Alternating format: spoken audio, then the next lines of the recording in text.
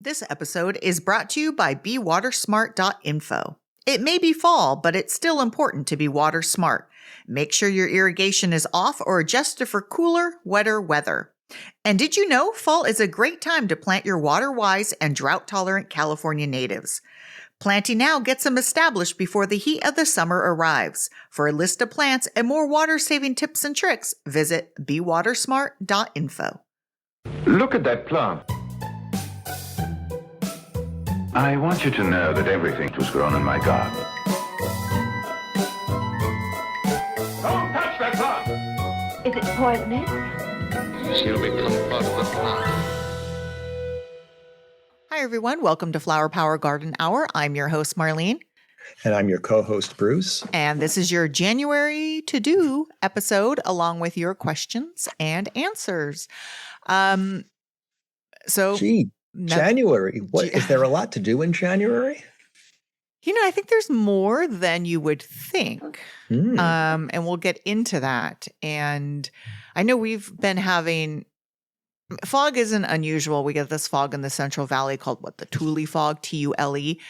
And it's different than the San Francisco fog that rolls in off of the coast. Yes. And what did we have? Over 24 days straight of just fog.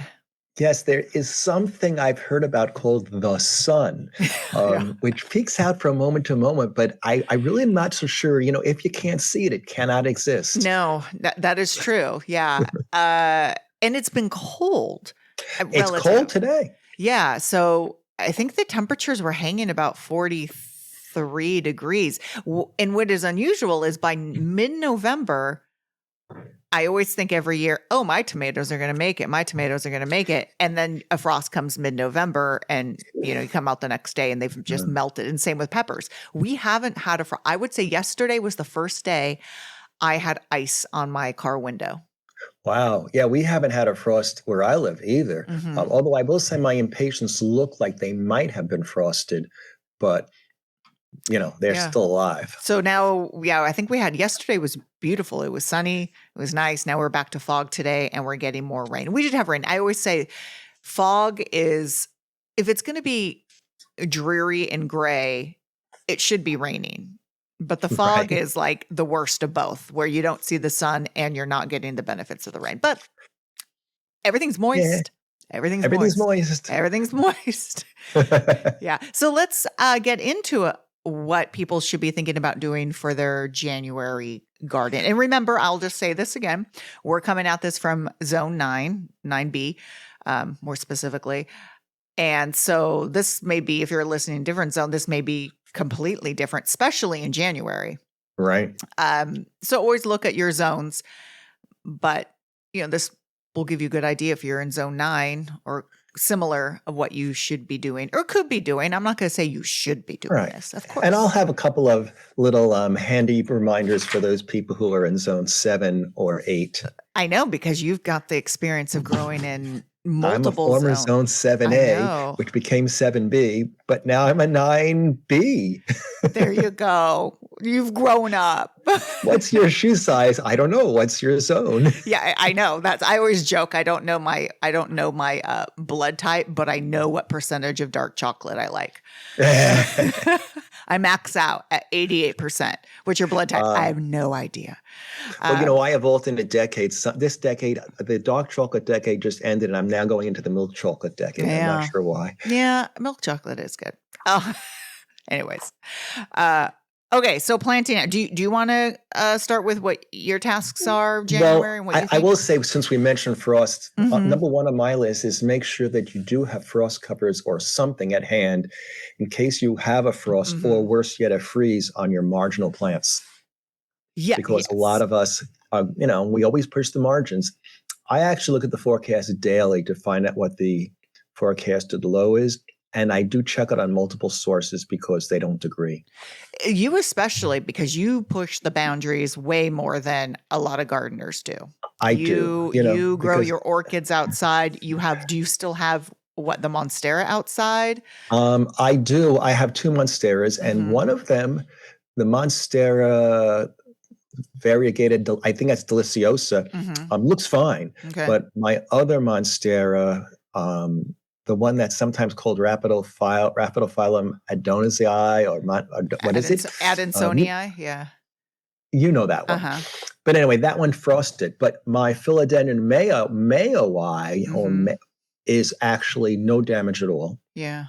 So it really varies, and it could vary from plant to plant, 3 feet away, the exact same plant. Yeah. This is the time of year where those just a few degrees and those few microclimates, like a corner of a building will be different than a flat wall 2 feet away, which is then incredibly different than no wall 4 feet away. Exactly. It's just those heat sinks make a huge And it's not so much the cold, by the way, as much as the wet, because my plants look more rotty than frosty. Yeah. Yeah. Well, I mean, tropical, they want moist, but then there's damp. And cold. So so definitely watch the weather forecast, and it's not a one hit, oh, we're going to get this temperature. You know, there are plants that don't tolerate temperatures being 50 degrees, but most of the time you're not going to have those outside at all because they're going to die almost throughout the year because we hit 50 sometimes even in summer. So we're talking about a frost because if your plants have survived year after year, chances are it's a frost that's going to get them.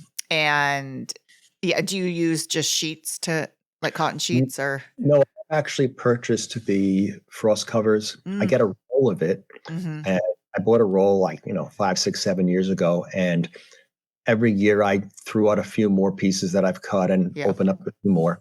I did want to add that it's not just temperature you said, but it's also the duration. So I have orchids that can tolerate 28 degrees, and I have one that can tolerate 24 degrees. But that doesn't mean that if you left it at 24 degrees, like in New York, but you have a wild winter and it doesn't go below 24 and it doesn't go above 28, that plant will be dead. Yeah. So its duration is very important. Duration is very important. Yeah. And so just remember, when in doubt, if a plant is in a pot, bring it closer to the house, bring it inside of the house. If you're just concerned, cover it. And cover it, not plastic. One night of plastic is going to be okay. I mean, it's not saying the problem is when you have the plastic and it touches the foliage, it could burn. And more importantly is make sure you're not just like, say you have a citrus, you're not just covering the foliage up top, that you're actually pinning it to the ground or tucking it underneath a pot, because the whole thing is creating this heat sink and this heat dome. Right. And the heat is rising from the ground itself, into that area that you have protected. So if you have, let's just say, 20 degrees wherever you live, and you say, well, this plant is harder to tend, that may be, but what's happening is you're covering the plant only like Marlene says at the top, the bottom is still colder. The heat may be rising from the ground itself, but it's not getting into the area where you need to protect because it's not covered. Yeah. And leafy plants, the rule is leafy plants water in before you know a freeze is going to happen. Succulents don't water. Makes perfect sense. Yeah. So just be aware of frosts, have what you need on hand. When in doubt, bring the plant inside. Planting, are you doing any vegetable planting? I have not started planting from seeds yet. I think it might be a little bit the wrong time to start planting your winter crops now, only because the couple of weeks we're having of wet 40 degrees might not be best for them to get started. So I'm not really planting anything right now, although my peas are coming up from about 3 weeks ago. Okay. Yeah, I just harvested broccoli this week. Lucky you. So, I did broccoli, it's like 2 rounds. You could do a late summer a planting in August, and then you could do another planting. So I already harvested broccoli. I've already harvested radishes. And my feeling with radishes is anytime you could direct sow radishes constantly. Yeah, it just makes radishes, if you like them, great. If you don't like them, it's just so you can feel you're taking something out of the garden. Who doesn't love radish? I actually love planting. I just pulled out the black Spanish ones. The skin is so black and it is so textured. It looks like crocodile skin almost. Wow. And does it taste good? It does. And it's always hard. It's like, we're used to sort of the red radishes. Radishes are one of those sort of almost like beets or turnips or anything, and like that's the root you're eating. you could let it go forever and get bigger and bigger and bigger. Yes. Now, is that They do get big, yes, and they crack, but they get big. Yes. I pulled out a decent amount and I'm like, oh, it's cracked. But as long as there wasn't like pests hiding in those cracks, I'll use them. That's, but I would say probably the texture on the bigger ones was a little more chewy than crunchy. But when That's you true. It's a little peel, quirky. yeah, when you peel the black, the flesh is so white and contrast to the black skin. It's so bizarre. It's sort of like an inside-out polar bear, because polar bears have black skin and white fur. Is that right? That is true. If I'm wrong, someone please let us know, but that is what I recall. There you go. Okay. There you go. I didn't know you were like a vet too. Yeah. Polar bear expert. So radishes anytime. Fava beans. You could plant fava beans right now. That's true. I always forget fava beans, or as we call them, fava beans. Fava beans. Do me a favor and plant some fava beans. Fava beans, yeah. We are getting into Bareroot season. Yes, that's true. That's, and I've started seeing some here and there. Yeah. And so when I say Bareroot, it's also Bareroot crops like asparagus. Right. So go ahead and plant asparagus in your vegetable garden. People are like, oh, but it takes too long. No, I mean, years go by quick. Just plant the asparagus and you don't need to do the whole like trench and backfill and trench and backfill. No, just plant the thing. I saw some purple asparagus in the catalog. And, part of me wants to plant asparagus. I understand it takes long, but, when those days arrive, you'll wish you did it. Oh, yeah. No, it's the best thing. And I did plant some. I had some purple asparagus and it was fine. It, comes up purple. You harvest it and you cook it and it turns green. Yeah, pretty much. Yeah. Yeah. So Bareroot roses and fruit trees, those are the most popular Bareroot. Right. So now until about mid-March is the time to plant Bareroot. I have a feeling, my personal experience with Bareroot is I love planting things that are actively growing.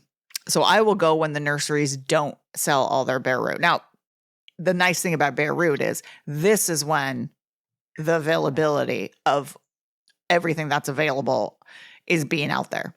So if there is a specific fruit that you want, a specific 3-in-1, it's going to be in Bareroot. And there are some nurseries that will order, and maybe even be late for that, but they have a list of Bareroot things that they can order for you. And of course, remember also that since Bareroot plants are smaller, the varieties that you can get are greater. Yeah. Not better, but more of them. Yeah. The variety is phenomenal. And then by the end of the season, they usually take them and pot them up. And then you can still buy them and plant them. That's the thing. You don't have to plant Bareroot fruit trees. It's just now it's a great time for availability and it's easier. You're not lugging this, 10-gallon tree. But you do want to be aware, like the Bareroot roses that are wrapped in the plastic. If you pick it up and it feels heavy, it could be waterlogged. If they just place them out there in rain and there's no drain holes, it just sits in there in the water. There, yeah. A lot of nurseries are now putting them in peat pots ahead of time even, so you could plant the whole peat pot. And while we're on the topic of Bareroot and the greater varieties that you can get, I also want to say it's the last chance to order seeds in the sense that you can still order them maybe even in February, but the variety starts selling out. Yeah. So, and remember that the varieties of seeds that you can get are going to be mail order are going to be greater than the varieties of seeds in the store. And they're going to be much greater than the varieties of plants in the store. Because if you go in, if you look at just impatiens alone, you can go through a catalog and they'll have 40 or more varieties of impatiens when you include all the colors. Whereas you go to the store and there's, New Guinea impatiens and sun patiens, which are New Guinea impatiens, more or less. And then regular impatiens, which come in, 4 colors or 5 colors. So you get more variety, you get more different habits of the plants. Some are branching more, some are taller, some are better for sun. So I think that if you're willing to go through the trouble of starting things from seed, this is the time to make your decisions. Yeah. And I will say that plants that grow from seed in your garden, and in your, if you grow into lights or whatever, they're probably going to be smaller than the ones in the store, but they're going to catch up very quickly. Yeah. Yeah. And the variety. Oh, it's so fun going through plant catalogs. It's the So best. fun. It's like It's so, when oh I my used God, to live where it was cold, that was what you did in January and December. Yeah, it's almost overwhelming sometimes because you want one of everything. Mhm. And then you go, okay, wait a minute. I do actually have to start all these, find a place for them. And then, That's how grow I them got and- my delphiniums that survived and I thrived in know. 103 degrees. I I had to know. mail order them from New Zealand, mind you. But Yeah, that's how I did it. I know. They are the ones who have what you want. I know. So yes, seeds for now, seeds for your winter or your summer crops could be ordered. Your dahlias could be ordered. Right.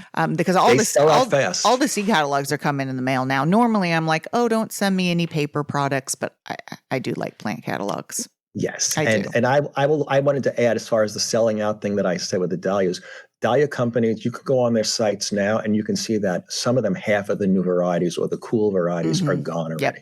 Yep. And you may not, I ordered mine months ago and they won't ship them until they're ready. Right. So they'll ship them when the time is right. They know that. Pruning fruit trees. Now this is where it gets a little interesting. Is there certain fruit trees that due to diseases, you really want to not prune when it's wet and when plants are more actively growing. Because when they're more actively growing, they're going to heal their wounds a little bit better, which makes them less susceptible. So I would say hold off on your cherries for sure. I personally wouldn't prune now. I like to prune closer to bud break. But if you're itching to get out there or there is a fruit tree that really needs to be pruned, yes, you can. Just avoid, it's so foggy where we're at. This is what I would consider wet. And I don't like to prune when it's really wet. Definitely not when it's raining. Roses right now, roses more towards the end of the month, I would say, are good pruning time. That's when they do them at the McKinley Park Rose Garden. They prune them around February. But I think if you really want to do it in mid-January, go ahead. Yeah, just be aware if we're getting a storm, don't do it right before a storm. But so start thinking about pruning of anything. Don't prune anything that's possibly frost sensitive.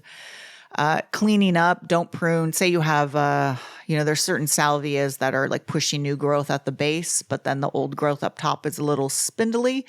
I would leave that spindly growth up top, even though you see that new growth possibly coming up. It's just acting like a blanket.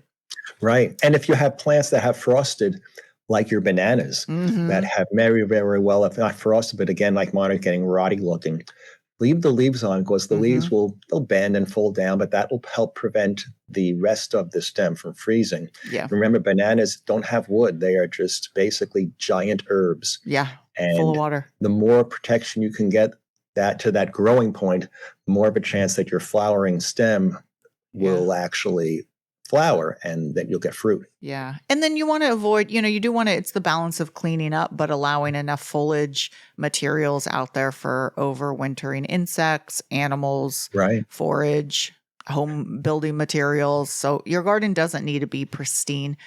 I've read that there's a rule that basically if you have lawn, rake the leaves off your lawn. But if you have flower beds, you can leave the leaves on them. Yeah. And all those, like you say, all those dormant plants will be, number one, protected a little bit from the cold. And number two, they'll grow through it. Yeah. Because in the forest, that's what they do. That's what they do. Yeah. Spraying fruit trees. So still time to spray your peach and nectarine. I recommend the liquid copper. You don't like copper. Fair enough. But it is a good fungicide. I'm just saying. Well, I'll probably do the dormant oil, but it's not dormant oil anymore. Yeah, I know. We talked about that last time. So you could still get a spraying if you've already sprayed and you're able to get another spraying, or you haven't sprayed at all and you have a chance to get in a spraying. Same thing. Don't spray right before there's heavy rains. I haven't got around to it yet. Yeah.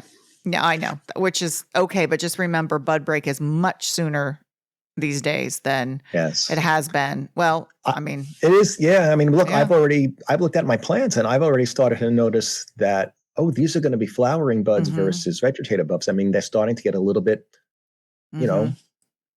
which is weird because we've seen no sun and temperatures have been running cooler. Right. Go figure.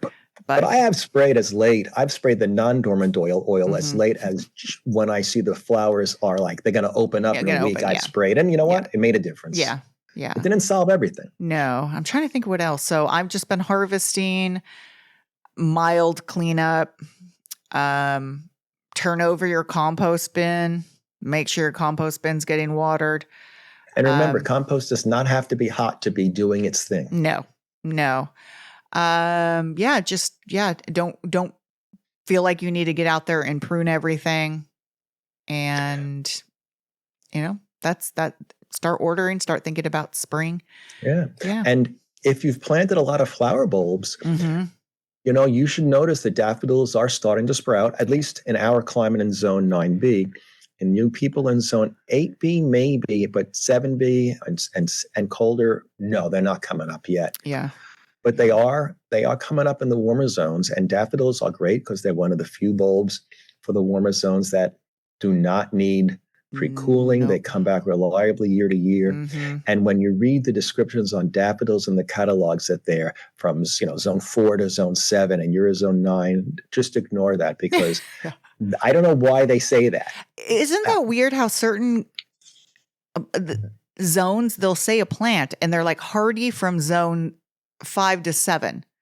I'm like, well, if you're talking about cold hardiness, so sometimes the zones do throw me. I don't know if it's the heat. It's got to be the heat zone.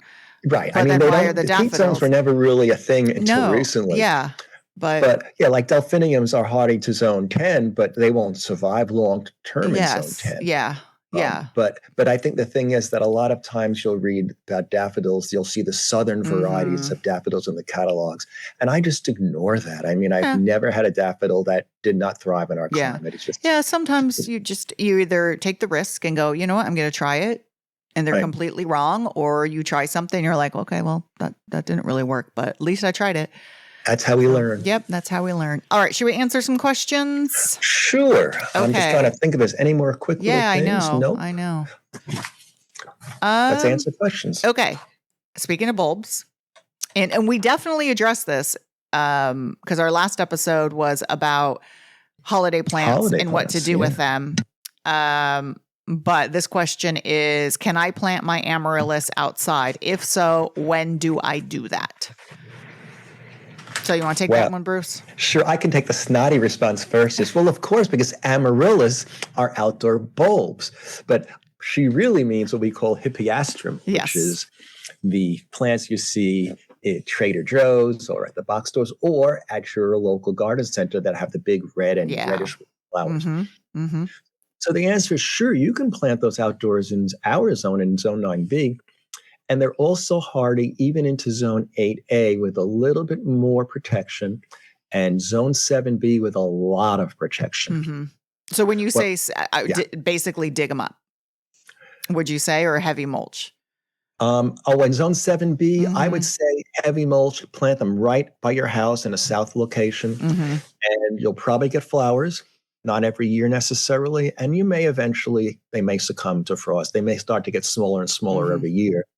But your zone 7B, you have an amaryllis in your backyard for 4 years. What could be wrong with that? Yeah. Now, they're going to be off their schedule because if you have an amaryllis for Christmas, this is not their normal bloom time. They were forced. Right, so, which is another thing we were talking about last time. Yeah, so let the foliage die down, of course, because it's energy. So it may take a year or two to get it back onto its track, which is in the summertime. Somewhere, depends. What I tend to do with the amaryllis, in my experience, when I plant them outdoors, if I've gotten one I got it for blooming in the winter, is typically when you get them, they're coming out of dormancy, so they're starting to actually leaf out. So I will let those leaf out, and then I'll just get them outside in their final location and let them do what they're going to do. I actually don't send them into dormancy after they bloom. I just say that's just an early beginning of their cycle. Okay. So that's a little different than what you said. Yeah. And I would do a little afternoon shade just to prolong the flower blossom because it could burn a little bit. So a little afternoon shade or dappled. Right. And as far as when to do that, I would wait, obviously, because this is not a great time to be digging a plant that's rooted out and then put in warm soil in your house and then putting into cold, wet, mucky soil. Yeah. It might rot out the roots, and that actually might lead to rotting out the bulb. Yeah. And remember, don't bury the whole entire bulb. Have its little neck sticking up. Yeah. And you people in the colder climates, sort of the colder your climate, the lower you might want to plant it. So that here it's perfectly okay for I call it the shoulder of the bulb to be above the soil. But my feeling is in the colder zones where it will go down to 5 or 10 degrees at least once. You probably want to keep that neck right at the soil surface and then mulch it. Because that way, because they really don't want to freeze. No, that's full of water and it could just completely freeze. And then when it thaws, it's just mush. And my feeling is, again, we talk about wet or dry when it hits the cold. I believe that marginal bulbs, like an amaryllis, might want to be drier during the cold weather than wetter. Because then the water will get into those roots and maybe even the bulb itself. And when it freezes, it expands. Yeah. That's my gut feeling. I think that's a good gut feeling. That makes sense. I mean, that makes sense. I think that's probably why most things in the ground rot out. Yeah. Because they have water in them and then they freeze. And cells explode, basically. Yeah. All right. Next question. I was wondering, how large of a pot do I need to put a lemon tree in for it to stay healthy? That's a good question. It is a good question. I mean, I have my personal opinion, but what is yours? My opinion is it all depends on how big you want the tree to get. And I mean, say that as a joke. Yeah. But it'll keep on growing. And unless you buy a dwarf tree, which is another issue, it'll keep on growing and you pot it up, it'll get bigger and bigger. So, I'm going to let you handle this one. Okay. So people say, I want a dwarf citrus tree.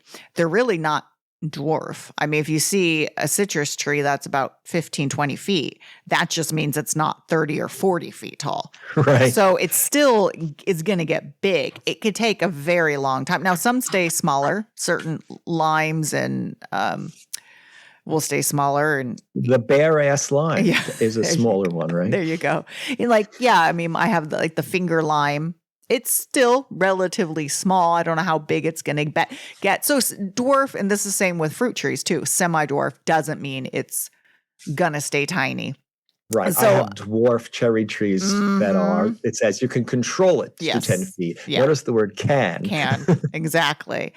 And then you were saying plants could do one of two things. If they're pot bound, they could stay healthy and they just don't get any bigger, or they could be not happy.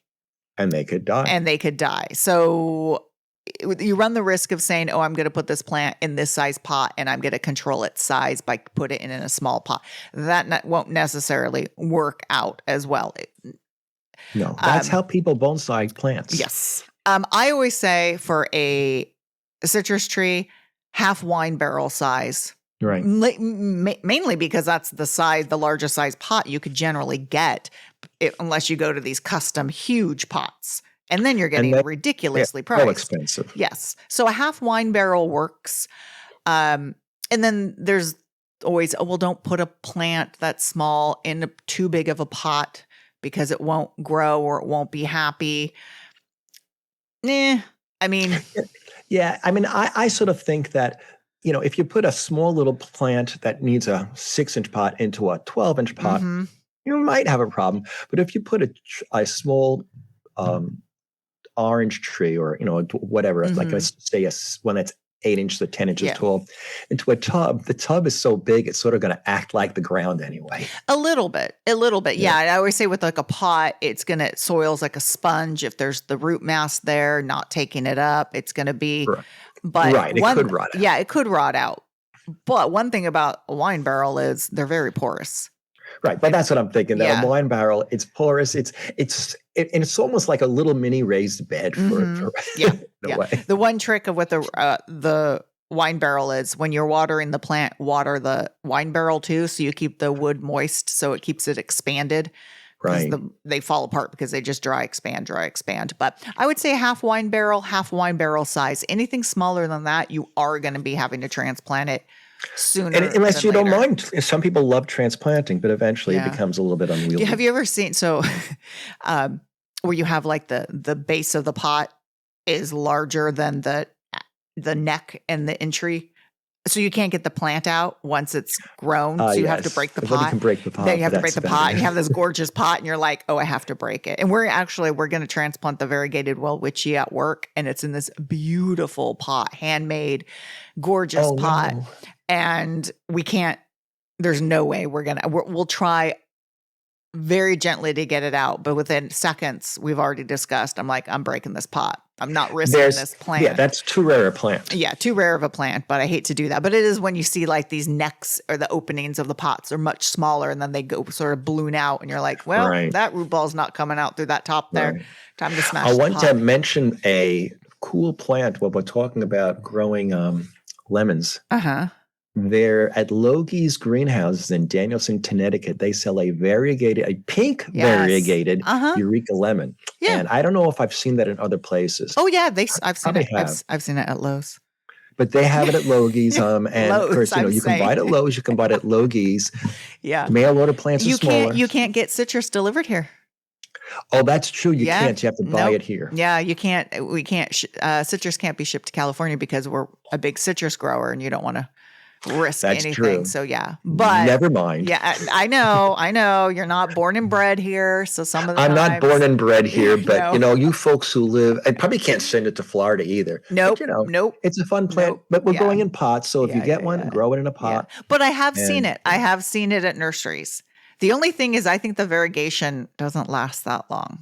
I think it outgrows the variegation pretty quick. I could be wrong. I don't know. Now I I wanna will try say it. this. I've been to Logie's and I've seen their giant tree there. I know that sounds amazing. Yeah. And I don't recall if it was variegated Yeah, or not. They have a greenhouse with some Yeah. 100-year-old Ponderosa. Yeah, they have the what is it? The Ponderosa Right. lemon. Yeah.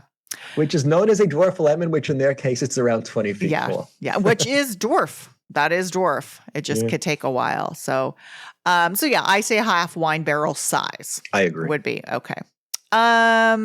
You want to read the next question? Sure. We have two What's left. You the choose. dilution rate for rubbing alcohol, and how often can I use it? Well, I'm assuming, and Marlene, tell me if you agree with me, that they're talking about using rubbing alcohol for killing like mealybugs or aphids. Yeah, I'm assuming that's what they mean. Yeah. That's what it sounds yeah. like to me. Yeah, I don't think they're drinking it. No, you don't drink rubbing alcohol, but you can use vodka on your mealybugs. There you go. And if it doesn't kill them, it will make them at least tipsy. They might fall Happy. off. They'll die happy. Yeah. They'll die happy. Well, this is where I always say, do as I say, not as I do. So I always tell people 50%. And that's either 90% or 70% proof or percentage, right? You just sort of want to cut it. 90%. Yeah. But I use it full strength. But I do too. yeah, but so the bigger thing is testing it and knowing what kind of leaves to use it on. Like I would never use it on an African violet leaf, something with a lot of hair, something I wouldn't use it on brand new, like thin foliage that hasn't gotten its sturdiness, its cuticle. We do use it on ferns though, which are theoretically delicate, and I haven't noticed any problems. Yeah. So test if you don't want to spray your whole plant and have it be like, wow, that plant didn't handle it very well. So do dilution 50%. You don't want to do it too many times on the same leaf because it does break down. You're spraying on insects because it breaks their cuticle down, their waxy cuticle, and dehydrates them. And that's what it's doing to your plant too. It's stripping and drying the plant off as you spray it. Plant cuticle is probably thicker than mealybug cuticle, but sure, I guess eventually it's going to cause a problem. But Eventually, yeah. Theoretically, if you're doing it and you see mealybugs Monday and you clean it, you're not going to see them for at least another week. Yeah. And I think that would probably be safe. Yeah. And you can always use a little Q-tip and dab it. But I mean, I haven't had any adverse effects with it. I've never noticed. I've actually noticed more of an adverse effect when I rubbed it on with the wrong tool and I've scratched the cuticle and damaged the leaf from that, but not from the alcohol. Not from the alcohol. Yeah. It's just those are some things to be concerned about. I don't want to tell people, oh, just go out and spray anything and, see how it works. Just be cautious. And I would actually avoid 90% rubbing alcohol for some slightly different reason. If you do enough work with the alcohol for like 10 or 15 minutes, it'll start to dry you out. It'll dry out your throat, and it's not a pleasant feeling. Oh, yeah. You don't necessarily want to sit there and breathe and Right. get it all over So you. use 70. Yeah, there you go. Use 70. Yeah. There you Okay, last question. Do you want me to read it? You want to read it? Sure. Okay. Go ahead. This time of year, how often do you water succulents in pots? Well, if these are outdoor succulents in pots, the answer is I don't. Mm-hmm.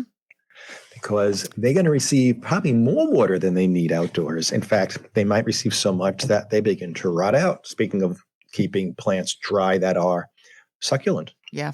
Yeah. Yeah, I won't water them at all. Yeah. So I think we covered this in last month's to do. I didn't cover it this month, but it's the same thing as if you have succulents, you don't necessarily want them to be bombarded with the rain, because if they're not actively growing and they're not draining well, or the soil's just really wet, they're more susceptible to fungus and bacteria, and it could lead to rot. So our true cacti in the Cactaceae family are covered outside and they don't get any water in the winter. The ones in the ground are in soil that dries really fast, and they obviously get what the rain and the fog's giving them. Our cacti that are inside the greenhouse aren't getting watered at all. Now, outside, I'll do a little water here and there inside on my cacti. Yeah, that's fine. Yeah, I'm not saying growing seedlings. Yeah, and I'm not saying you shouldn't. It's just cut it back a lot. Right. Outside, like the escheverias and the sedums, we have some covered, and we might give those a little bit of splash of water every 10 days. And then others, of course, are in the rain, but they're in really good draining soil. And they don't tend to rot as much. When it gets, the cacti are going to rot a little more. Now, there are a lot of prickly pears and other cacti, but more prickly pears that are very cold tolerant. Mm-hmm. Oh, yeah. And by very cold tolerant, we're talking 0 degrees or maybe even colder. They're found, I don't know, everywhere in this country.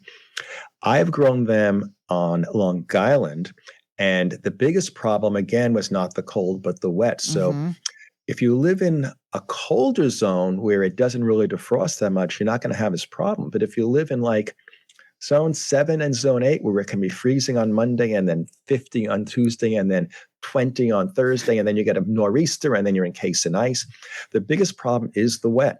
Yeah. So I used to have a very large succulent garden, and I actually I would say November, built some really sturdy covers to get the water to keep them dry. And that was the issue, not the cold, but not the cold, not the cold. And then the opposite is we have winter growing succulents. Now, most people aren't going to have these. Some of them, Athonas, they're in the Asteraceae family. It's a leafy succulent. We have South African pelargoniums, which are considered succulent. They're winter blooming and growing right now. We have certain aloes that are winter growers, then we have summer aloes. So, but I'm guessing most people are going to have the cacti, the escheverias, and the sedums. And those you just want to make sure that if they're in pots, you don't notice standing water in the pot. Right. If you can, move it a little bit closer. And just beware if the soil's really old and broken down, it's not going to drain as well. And you don't need to water them. Right. Yeah. Now, if you have sempervivums, which are a little like echeverias, you don't need to water those either, but they'll take a lot more winter water. They're a lot hardier temperature-wise, and I think they take a lot more abuse than echeverias. And they look similar. That's funny you say they take it, because they actually do not like the heat here. That's interesting. Yes. Yeah. Well, I may be true, but they are great plants. Okay, for you zone 7 and 8 gardeners. Yeah. Sempervivums look great. A lot of them don't develop the best color until the cold weather. Yeah. And they are every bit as beautiful as echeverias. They're just not as chunky. Yeah. No, I love them because they're smaller. And I have one that I put in a pot on my back patio, and it's been there for years. It's in shade. So it gets summer shade. Yeah. So I think people try to grow them in the sun, and they don't like that. So I should say that they prefer more shade. They're great wall plants, by the way. Oh, if yeah. You have a wall, that stone wall, just, add an area, stick them in there, and make sure they get water in the summer. Yeah. And they'll do great. And they'll stay after they bloom. The original plant dies, but they send out a lot of little babies. Yeah. Those are the chicks of the hens and chicks. And they're almost impossible to kill. And you can have plants. I actually have a plant here that I stole the last time I was in New York from the Waller. I planted them in 1995. And that plant, the original's long gone, but it's just still going on and on from the babies 30 years later. Well, they last forever. Do you say you stole it, Bruce? Well, I planted it myself in 1995, but then I sold the house in 2006. Got it. Okay. But then I went and visited in 2012, and you just borrowed it like they were home. You took a memory. You took a memory. Yeah. No, don't do that at the conservatory. No, don't do that. Yeah. That's it. Those are our questions. That's our to do. I'm sure if we left something out, let us know. Make sure you follow us on any of the podcast platforms, and on Spotify and Apple. You can rate and review. So if you could leave a 5-star review and a nice little comment, that would help a lot, because that just people see that, it moves us up into the search engines. And of course, share and tell people about this. And you could follow me on Instagram and Facebook at Marlene the Plant Lady. Bruce, you have yet to really get into your social. Yeah, I'll eventually Bruce the Plant and Pottery Guy. Oh, there you go. Yes. Stay tuned. Everyone's going to just stay tuned. We'll launch it. And then knowing you're going to post like once every year, and that'll be it. I need to learn to be a better poster. Yeah. There you go. I used to be a poster child. Yeah. It's not, I mean, I get inspired. The plants sort of inspire me sometimes. And then other times I'm like, oh, I don't have time for that. Yeah. But anyways, follow me. And then you could also send any comments to my Instagram and questions as well to my Instagram as well. And so until next time, everyone, happy gardening. And we'll see you next time.